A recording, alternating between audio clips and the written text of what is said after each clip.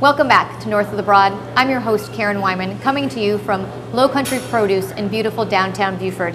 I'm joined this afternoon by Dr. Terry Hubbard and Renata McNulty of Coastal Pediatric Dentistry. Welcome, ladies. Thank you so much for having us. Yeah, really excited to learn more about your new practice that's coming here to Beaufort.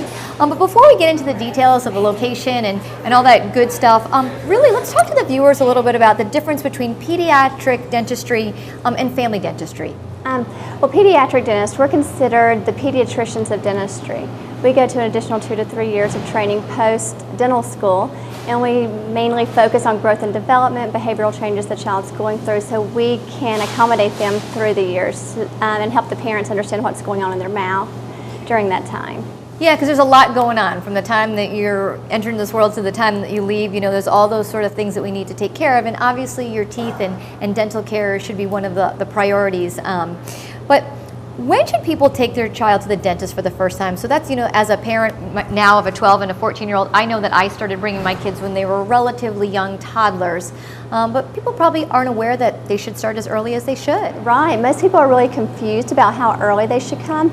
But the guidelines have changed over the years. It used to be 3, but now they're recommending a child be seen within 6 months of the first tooth erupting or no later than 1 year of age. We just want the kids to establish a dental home so we can make sure we do any diet modifications, make sure we instruct them on hygiene, and so they can take care of their teeth and have a beautiful smile for the rest of their life. Yeah, and I do remember taking my kids to the dentist when they were really little, just getting them introduced to sort of that comfort level of sitting in the chair, whether it's on your own lap as a parent, and those tools, and making it a fun and enjoyable and not a stressful experience for your kid. Right, we always want the children to be at home in our office. We never want a child to be frightened. And we feel that if a child has one bad experience, they're going to be frightened the rest of their life. So we try to make it calm and enjoyable for all children, and the parents too. Yeah, and the parents, there's a little nerve. If you're a parent who's got any dental nervousness, you certainly are apt to have a nervous child. So we want to sort of smooth that over. Correct. Yeah. So I know that you just opened a brand new office on Ladies Island, so congratulations. And we're going to make sure that we give our viewers all the information, but Renata, tell us where that new office is located. The new office is located on Ladies Island. It's directly behind the D.M.D in the Professional Business Park there. The address is 34 Kimmerlin Lane, and if anybody needs directions, they can call our office or go on our website, and we will be glad to help people to get to the office. And I know that you're responsible for taking care of all that marketing information that goes out there to the public, but before we started and sat down, you mentioned that you're responsible for all the fun in the office, right? Keeping it fun and light. So tell us about that. If I was a parent and brought my child into Coastal Pediatric Dentistry, what would be fun for my child? Our office is really fun. That's really our objective, to make it a wonderful experience for every child that comes to the office. The office is decorated really vibrantly. We have fun characters all over the walls. We have an iPlay room. It's an interactive gaming room where the kids can use their entire bodies to set into motion graphics that's on the floor and sounds and everything. They really enjoy it.